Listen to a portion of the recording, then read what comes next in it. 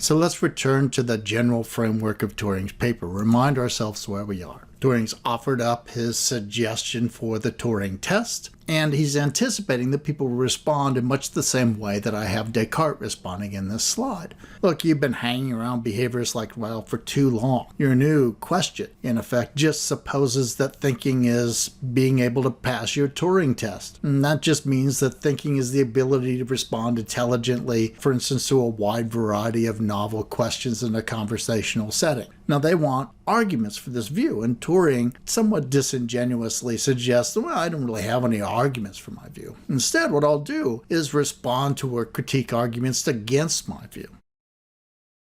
Now, I suggested in the last lecture module that the sorts of arguments that you see to Turing's position really fall into three general strategies. They're not mutually exclusive. More than one strategy may be at work in a particular argument, and there are different variations of those strategies as well. But the basic three strategies are pretty simple. One, deny that computers can pass the Turing test. You accept the test, but deny that computers are capable of passing the test. Two, you reject the test, arguing that the Turing test is an inadequate operationalization of intelligence. Or three, you reject the underlying picture, claiming that computational processes simply aren't the right sort of causal processes to generate intelligence. This third strategy is probably the one behind the theological objection, maybe the objection from ESP. I'm not going to consider those arguments. Instead, I'm going to turn my attention to the argument from disability first. So the argument from disability embodies that first strategy. It looks at the current state of play with regards to what computers can and can't do, and it makes an inference from that current state of play to an in-principle claim about what they can ever possibly do.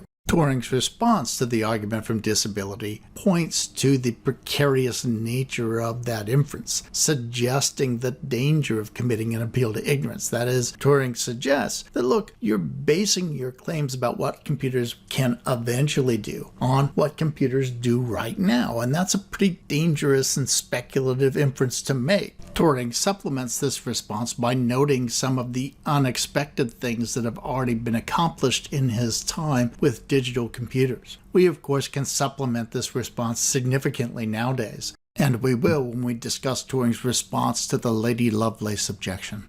Let's turn our attention instead, though, to a version of this objection that won't suffer from concerns about whether or not it's going to commit an appeal to ignorance, the mathematical objection. Now, well-known proofs, including a proof by Turing, establish the limits of the abilities of finite-state digital computers like Turing machines. So, for instance, Gödel's incompleteness proof, Turing's halting problem, and Tarski's truth theorem. All of these are mathematical proofs that establish limitations in the abilities of finite-state digital computers.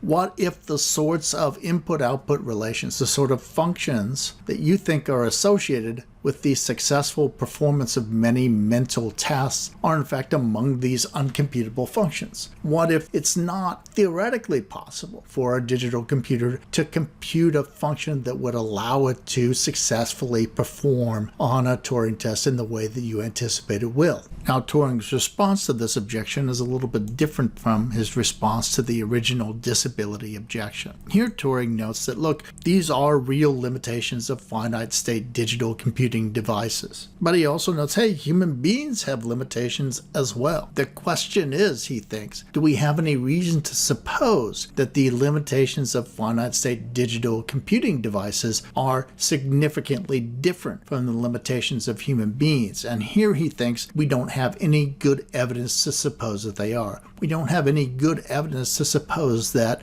human beings can compute functions that a well-programmed digital computer could not. And so he thinks until we get some reason to suppose that the uncomputable functions for our digital computer are in fact some of the functions that we use to solve problems as thinking creatures, then we shouldn't beg the question by supposing that they are. And I think Turing's response to the disability kinds of arguments that suggest computers can't pass the Turing test, is a quite reasonable response. His response is, look, why don't we wait and see what technology shows us? We don't have any in-principle proofs that clearly and demonstrably show computers can't pass the Turing test, so the reasonable thing to do is to wait and see if they can.